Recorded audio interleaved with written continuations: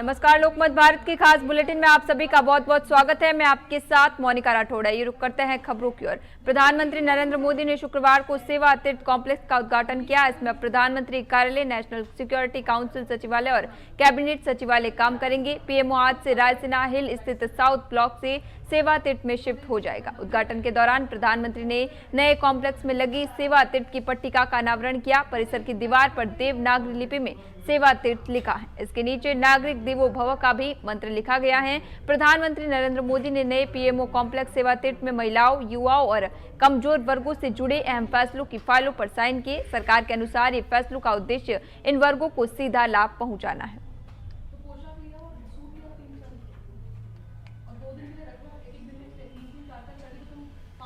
तमिलनाडु के सलेम में तमिलगा वेत्री कजगम चीफ विजय की रैली में 37 साल के एक शख्स की हीट स्ट्रोक के कारण मौत हो गई। पुलिस ने बताया कि महाराष्ट्र का रहने वाला सूरज रैली के दौरान सीने में दर्द की शिकायत के बाद गिर पड़ा। इसके बाद उसे बेहोशी की हालत में अस्पताल ले जाते समय रास्ते में सूरज की मौत हो गई। वह कई सालों से स्लैब में रह रहा था।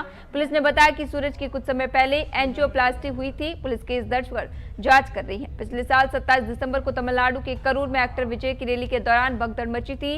रैली में आई भीड़ अचानक बेकाबू हो गई थी, जिससे कुल 41 लोगों की मौत हो गई थी, जबकि कई अन्य घायल हुए थे। वही तमिलनाडु के मुख्यमंत्री एम.के. स्टालिन ने शुक्रवार को बताया कि उनकी सरकार ने कलगनार महिला अधिकार योजना के तहत राज्य की 1.31 करोड़ महिलाओं के बैंक खातों में 5,000 जमा किए हैं।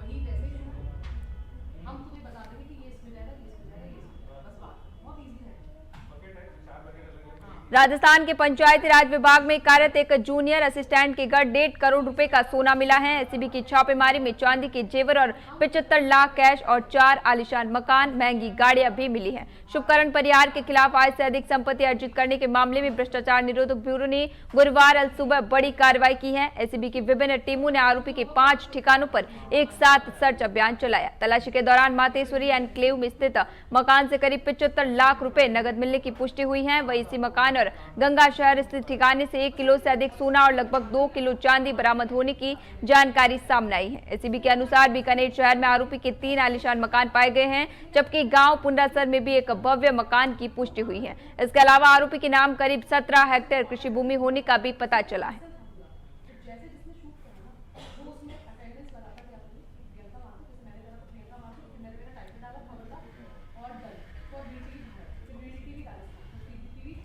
इंदौर शहर की लाइफलाइन कही जाने वाले शास्त्री ब्रिज को तोड़कर फिर से बनाया जाएगा। कलेक्टर, सांसद और महापौर की समन्वय बैठक के बाद इसका निर्माण जल्द ही शुरू करने का निर्णय लिया गया है।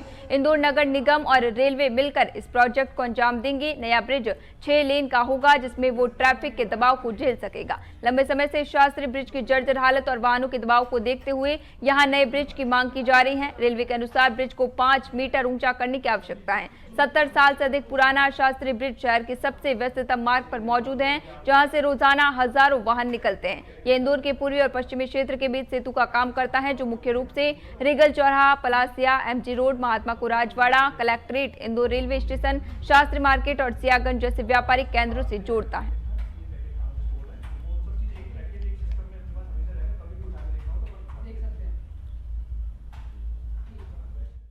अभी हम प्रिलिमिनरी सर्वे कर रहे हैं।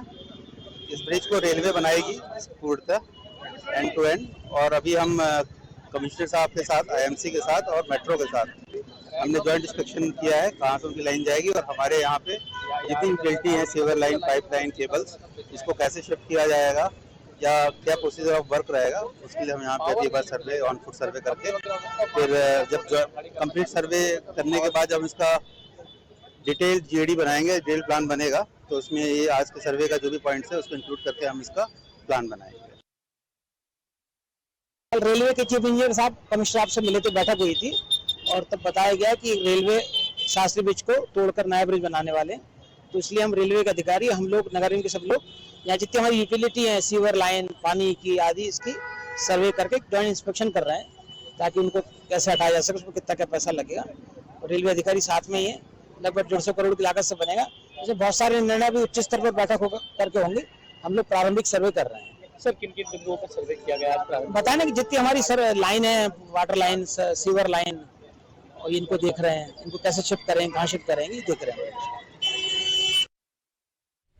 इंदौर जिले के महू क्षेत्र में आज मामला सामने आया है जहां कुख्यात गैंगस्टर लॉरेंस बिश्नोई के नाम पर एक व्यापारी को 5 करोड़ रुपए की फिरौती की धमकी दी गई है। व्हाट्सएप कॉल के जरिए दी गई इस धमकी ने इलाके में हड़कंप मचा दिया है। मामला इंदौर ग्रामीण के महू अनुभाग अंतर्गत किशनगंज थाना क्षेत्र का है। पीड़ित कारोबारी ने थाने पहुंचकर शिकायती आवेदन दिया है, जिसमें बताया गया कि अज्ञात व्यक्ति ने व्हाट्सएप कॉल कर खुद को लॉरेंस बिश्नोई गैंग का सदस्य बताया और 5 करोड़ रुपए की फिरौती की मांग की है। इंदौर ग्रामीण डीएसपी उमाकांत चौधरी ने लोकमत भारत से चर्चा करते हुए बताया कि पुलिस ने मामले को गंभीरता से लेते हुए जांच शुरू कर दी है। कॉल की तकनीकी जांच के लिए साइबर एक्सपर्ट्स की मदद ली जा रही है और विभिन्न बिंदुओं पर पड़ताल जारी है।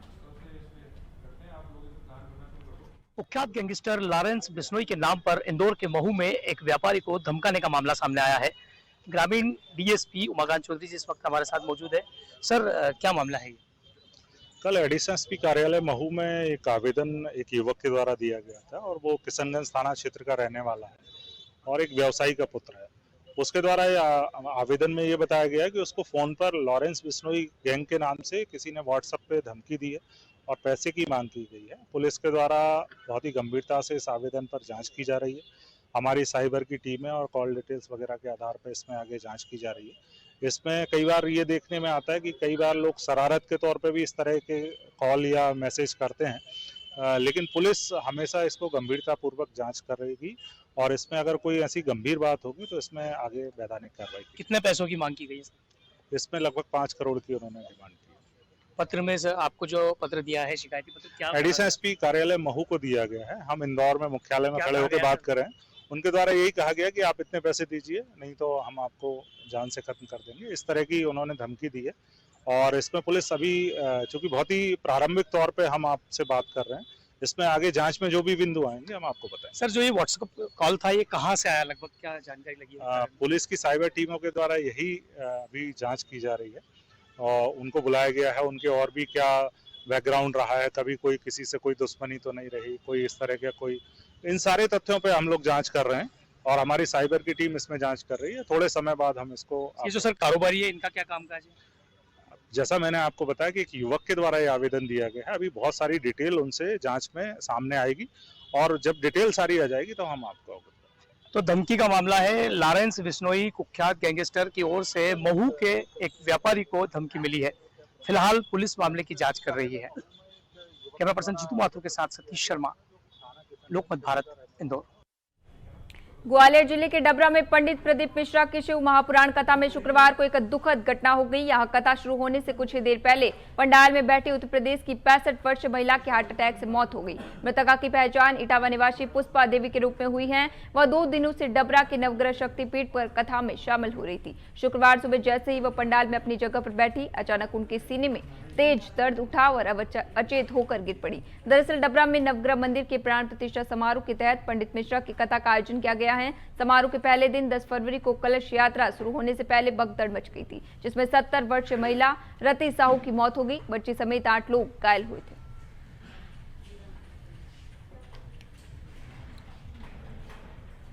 इंदौर के तेजाजी नगर थाना क्षेत्र में बीती रात एक मजदूर की खून से सनी लाश मिली है। मजदूर 2 दिन से लापता था। बीती रात उसका शव सड़क किनारे खून से लथपथ हालत में मिला। एडिशनल डीसीपी राजेश दंडोतिया ने बताया कि पुलिस को सूचना मिली थी कि एक युवक लहूलुहान हालत में सड़क पर पड़ा है। जब पुलिस टीम दलबल के साथ मौके पर पहुंची तो युवक की मौत हो चुकी। मृतक की पहचान रेन सिंह निवासी गुना के रूप में हुई है। पुलिस ने शव का पंचनामा बनाकर उसे पोस्टमार्टम के लिए एमवाई अस्पताल भिजवाया। जांच में सामने आया है कि रेन सिंह करीब 15 दिन पहले ही अपनी पत्नी कालाबाई के साथ मजदूरी की तलाश में गुना से इंदौर आया था। दोनों तेजाजी नगर क्षेत्र में किराए का कमरा लेकर रहते थे और महादेव ईट फैक्ट्री पर मजदूरी का काम करते थे। रैन सिंह बीते 2 दिनों से अचानक लापता हो गया था। काफी तलाश के बाद जब वह नहीं मिला तो उसकी पत्नी ने थाने में उसकी गुमशुदगी की रिपोर्ट दर्ज कराई थी। गुरुवार रात उसका शव मिलने से इलाके में सनसनी फैल गई। थाना तेजाजी नगर में कल एक डेड बॉडी मिली थी, जो कि रला मंडल से लेकर के तिलौर खुद के बीच में जो जंगल है वहाँ की पुलिया के नीचे एक डेड बॉडी मिली थी, जिसको फिर आइडेंटिफिकेशन उस समय अज्ञात में मर्ग कायम कर लिया गया था, जिसकी आइडेंटिफिकेशन रेन सिंह के नाम से हुई है, जो कि महादेव वृक्ष फैक्ट्री में काम करता है। जानकारी के अनुसार पता चला है कि ये गुना का रहने वाला है और ये अपनी पत्नी के साथ यहाँ जो महादेव ब्रिक्स फैक्ट्री है जो कि सीमेंट की ब्रिक्स बनाती है, वहां पर काम कर रहा था पिछले 15 दिनों से। परसों शाम को 8:30 बजे वो किसी के साथ शराब का सेवन कर रहा था। उसके बाद फिर वो किसी से बिना बताए कहकर वो चला गया। फिर उसके बाद उसकी कोई खबर नहीं मिली, तो संभवतः खबर नहीं मिली, उसके बाद डेड बॉडी मिल गई, फिर उसको आइडेंटिफाइड कर लिया। इंदौर के तिलक नगर थाना क्षेत्र में साइबर ठगी का एक गंभीर मामला सामने आया है। पीड़ित की शिकायत पर पुलिस ने अज्ञात आरोपियों के खिलाफ प्रकरण दर्ज कर जांच शुरू कर दी है। फरियादी के अनुसार उसने न तो कोई संदिग्ध ऑनलाइन लिंक क्लिक किया और न ही किसी को ओटीपी साझा किया। इसके बावजूद उसके बैंक खाते और क्रेडिट कार्ड से बड़ी रकम निकाल ली गई। शिकायतकर्ता ने बताया कि उसकी सेविंग अकाउंट से अचानक 15,000 रुपए कटने का मैसेज आया। बैंक से संपर्क करने पर पता चला कि उसकी SBI क्रेडिट कार्ड का उपयोग कर अलग अलग ट्रांजैक्शन के जरिए कुल 2,99,000 रुपए खर्च किए गए। इसके अलावा 15,000 रुपए सीधे बचत खाते से भी निकाले गए। इसी तरह कुल मिलाकर लगभग 3 लाख रुपए की ठगी की गई। जांच में सामने आया है कि ठगों ने इस रकम से महंगे मोबाइल फोन खरीदे।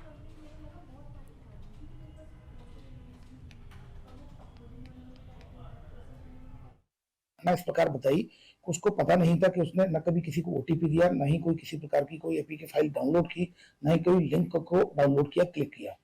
एक दिन अचानक उसके अकाउंट से 15,000 रुपए, जो कि सेविंग अकाउंट था, जब 15,000 रुपए कटे तब उसने बैंक से पूछा, तो बैंक वालों के द्वारा बताया गया कि आपके जो क्रेडिट कार्ड है SBI बैंक का, उसका भी इस्तेमाल करते हुए लगभग 2,99,000 के अलग अलग ट्रांजेक्शन हुए हैं, और जिसमें से 15,000 सेविंग अकाउंट से और चले गए हैं। और ये सारे पेमेंट जो 3 लाख के लगभग 3 लाख के जो पेमेंट हुए हैं वो मोबाइल कंपनी को पेमेंट हुए, जिसमें इसके जो स्कैमर है, स्कैमर के द्वारा 3 iPhone 16 जो कि 2 व्हाइट कलर के और एक ब्लू कलर का, इसके अलावा एक सैमसंग गैलेक्सी वाला S24 मॉडल और मोटरोला, कुल मिलाकर 5 फोन खरीदे और सभी 256 GB के थे। और उनकी जो डिलीवरी जो हुई है वो हरियाणा। खबर मध्य प्रदेश के शहडोल से है। यहाँ 50 किलोमीटर का तय करके छात्र कलेक्टर कार्यालय पहुंचे। दरअसल छात्रों ने छात्रावास की वार्डन की प्रताड़ना के आरोप लगाए हैं। वहीं यहाँ पहुंचकर छात्रों ने सहायक आयुक्त जनजातीय कार्य विभाग के असिस्टेंट कमिश्नर आनंद राहत सिन्हा से मामले की शिकायत की। यहाँ छात्रावास की अधीक्षिका पर गंभीर आरोप लगाए गए हैं। छात्रों का आरोप है कि अधीक्षिका उनके टॉयलेट साफ करवाती हैं, खाना बनवाती हैं, साथ ही मारपीट जैसा आरोप भी लगाए। वही मामले में जांच करवाकर उचित कार्रवाई का आश्वासन दिया गया है।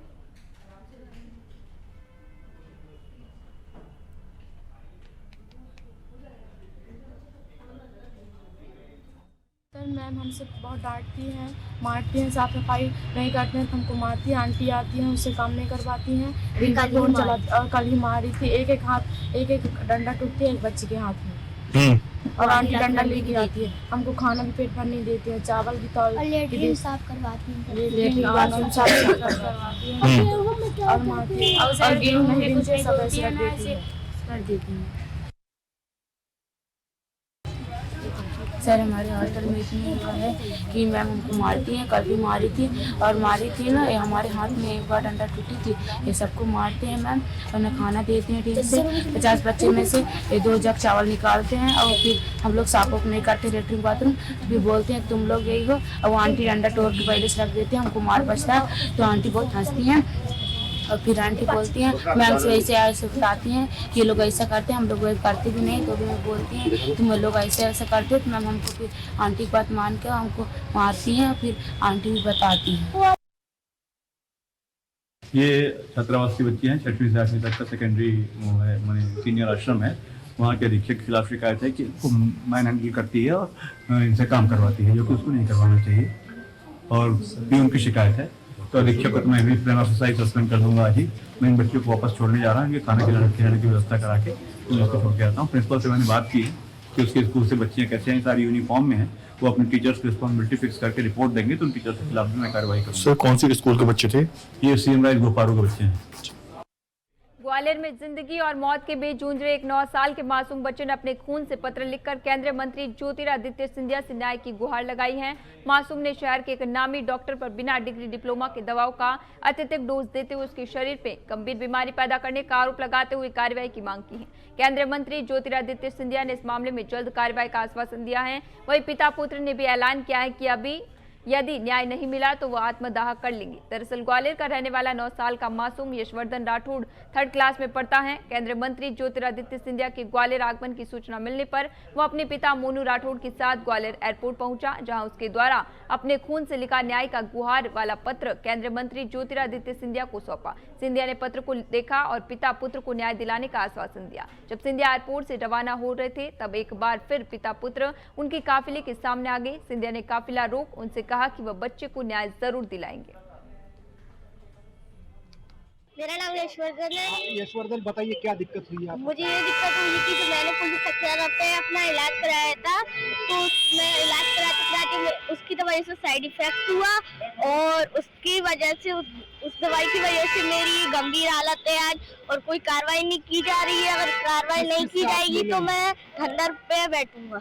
किस किस से आपने मुलाकात की? मैंने सीएम पे की और सीएम एचओ से की और भी पूर्व मंत्रियों से करी, जब भी उस पर कार्रवाई नहीं करी जा रही है। कोई सुनवाई नहीं? कोई सुनवाई नहीं हुई है। मैंने केंद्रीय मंत्री सिंधिया जी को आवेदन दिया है, खून से लिखा था पत्र मेरे बच्चे ने, क्योंकि राष्ट्रपति को, प्रधानमंत्री अमित शाह जी को, सबको पत्र हमने फैक्स द्वारा भेजा है, मैंने पोस्ट ऑफिस द्वारा।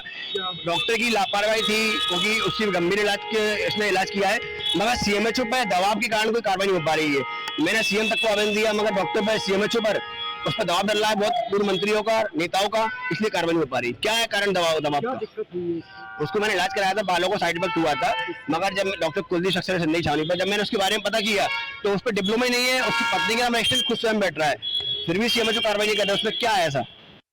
हैदराबाद के विधायक एवं प्रखंड नेता टाइगर राजा का 16 फरवरी को छिंदवाड़ा आगमन हो रहा है। यहां पर विश्व हिंदू परिषद बजरंग दल द्वारा शिवाजी महाराज जयंती के अवसर पर आयोजित विशाल हिंदू गर्जनी रैली एवं आम जनसभा में शामिल होंगे। उपरोक्त मामले के संदर्भ में विश्व हिंदू परिषद बजरंग दल के जिला संयोजक नरेंद्र पटेल ने पत्रकार वार्ता में जानकारी देते हुए बताया कि 16 फरवरी सोमवार शाम 5 बजे से स्थानीय दादा धूनी वाले 4 फाटक स्थित दरबार से पूजा अर्चन कर रैली का शुभारंभ होगा, जो कि शहर के विभिन्न मार्गों का भ्रमण करते हुए दशहरा मैदान पहुंचेंगे, जहां पर टाइगर राजा द्वारा जनसभा को संबोधित किया जाएगा। उन्होंने बताया कि इस बार मातृशक्ति की अगुवाई में रैली निकाली जाएगी।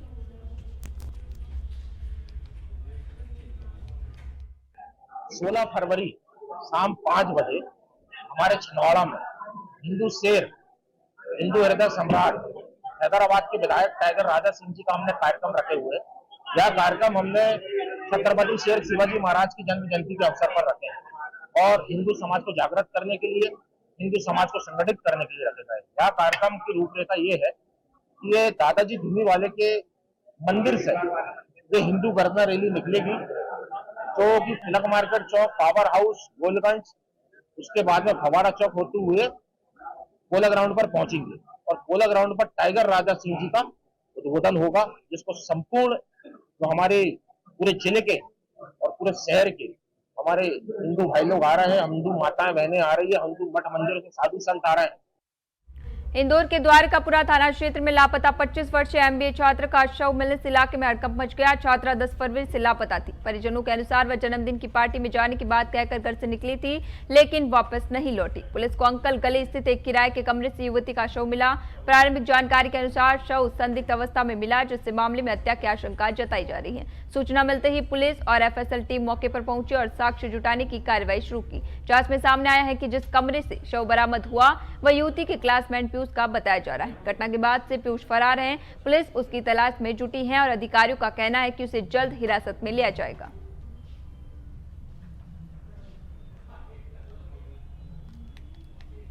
जो ये अंकल गली द्वारकापुरी थाना क्षेत्र में पड़ती, यहाँ पे एक 24 साल की अविवाहिता युवती है, उनका शव मिला है और प्राथमिक जांच में ऐसा लगता है कि 1-2 दिन पुराना शव है। डिकम्पोजिशन से ये पता चल रहा है।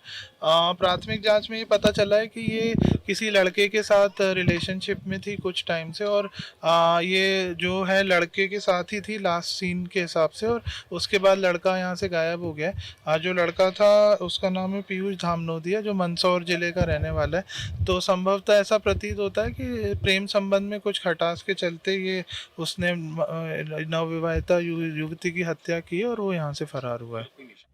बैतूल जिला मुख्यालय से लगे बडूरा इलाके में स्थित कृषि उपज मंडी से एक बार फिर जमकर विवाद उत्पन्न हुआ, जिसके बाद पूरे मंडी परिसर में तकरीबन 3 घंटे तक गर्मी का माहौल बना रहा। अधिकारियों और बड़े व्यापारियों के हस्तक्षेप के बाद माहौल को शांत करवाकर कार्य को पुनः प्रारंभ किया गया। दरअसल आज किसान और हमाल के बीच छोटी सी बात को लेकर कहासुनी हो गई। थोड़ी देर बाद इस कहासुनी ने एक बड़े हंगामे का रूप ले लिया, जिसकी वजह से पूरे मंडी परिसर के हालात बिगड़ गए।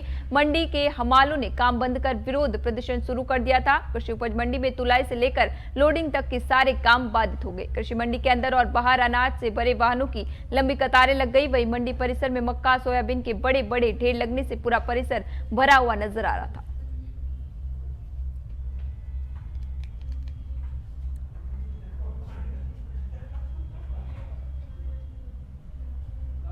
तो कल के जो रात में थोड़ी समस्या आई थी तौल संबंधी, तो उसमें थोड़ा सा हम वालों को कहना है कि किसान ने गाली वगैरह दे दिया, तो इसलिए हम वालों ने आज काम बंद कर रखे हैं। और उसमें व्यापारियों को भी गाली दी करके इस टाइप के बोला गया है, तो व्यापारी लोग भी नीलामी में भाग नहीं लिया। अभी समझाइश तो दे रहे हैं, लेकिन अब चर्चा चल रही क्या स्थिति बनती है। आज सोयाबीन की बस नीलामी हुई है, बाकी गेहूं और मक्का की नीलामी नहीं हो पाई है। किसान हमारे लोग भी अभी तौल नहीं कर रहे हैं। अशोक जी बता, क्या हुआ था, किस चीज को लेकर विवाद हुआ था, क्यों काम बंद है? रात को ढेर नापने आए हम उधर से नापने आए यहाँ पे, एकदम से हमारे पर चिल्लाने लग गया, ऐसा और वैसा, कौन सेठ है, बोले सेठ को कल मंडी से माल नहीं दूंगा, तो ऐसा बोले मंडी बंद करवा दूंगा, ऐसा से बोलने लग गया हमको, और काटे नहीं करवाऊंगा, ऐसा बोलने लगा। वो ढेर वाला क्या बोल रहा था आपको? बोले ढेर नहीं ना पाने, बोले मेरे को मैं कैंसिल करवा लूंगा, बोले ऐसा वैसा प्लान दिखा। क्या नाम दिया? मैं गुलू हारोड़े। क्या हुई स्थिति, क्या हुआ? कल क्या माल लाया था मक्का, तो वो कल से पड़ा है, तो हमाल शाम को तोलने आए, तो हमारे लोग बोलते 1500 रुपये लगेंगे तो माल काटा होगा। तो मैंने मंडी प्रबंधक को भी फोन किया था, तो वो आए भी थे, तो बोले तोल दे रहे। उसके बाद फिर नाइट में 9 बजे बोलते पैसे लगेंगे तो ही काटा होगा, अन्यथा नहीं होगा। तो अभी सुबह फिर बोलते हैं कि मैंने उन लोगों को गाली रखी, और मैंने कोई गाली नहीं दी, कुछ नहीं दी, मेरा उनसे कोई वो नहीं। अभी मुझे मारने के लिए पूरे हमाल इकट्ठे हो गए थे।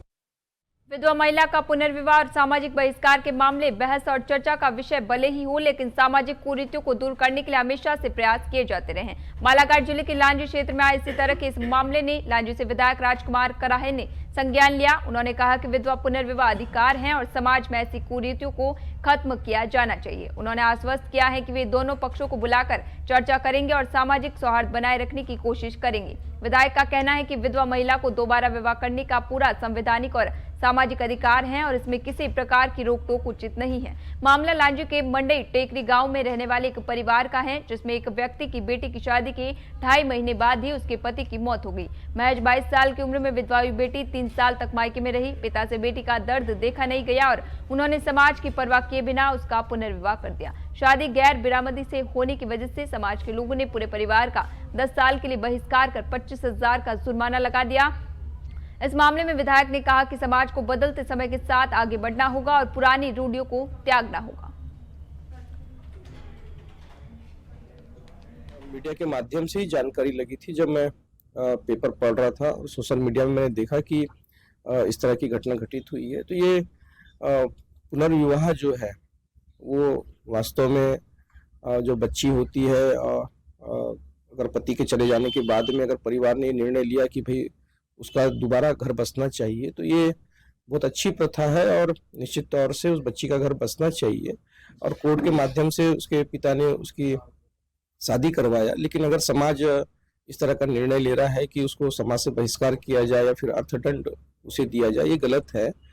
इंदौर में नशे के खिलाफ प्रशासन ने सख्त कदम उठाए हैं। शिवम वर्मा ने ड्रग्स पर पूर्ण नियंत्रण के लिए विशेष टीम का गठन किया है। इस टीम में आबकारी विभाग, आयुष विभाग और नारकोटिक्स विभाग के अधिकारी शामिल हैं। कलेक्टर ने ड्रग्स से जुड़े व्यवसायों और संदिग्ध इकाइयों के गहन निरीक्षण के निर्देश दिए हैं। युवाओं को नशे की बुराई से बचाने के लिए स्कूल कॉलेजों में कार्यशालाएं और जागरूकता कार्यक्रम आयोजित किए जाएंगे। आबकारी अधिकारी अभिषेक तिवारी ने बताया कि नारकोटिक्स और आबकारी विभाग की संयुक्त टीम अवैध ड्रग्स सेंटरों पर कार्रवाई करेगी और व्यापक अवेयरनेस अभियान चलाएगी। मीडिया और सामुदायिक कार्यक्रमों के जरिए भी लोगों को जागरूक किया जाएगा।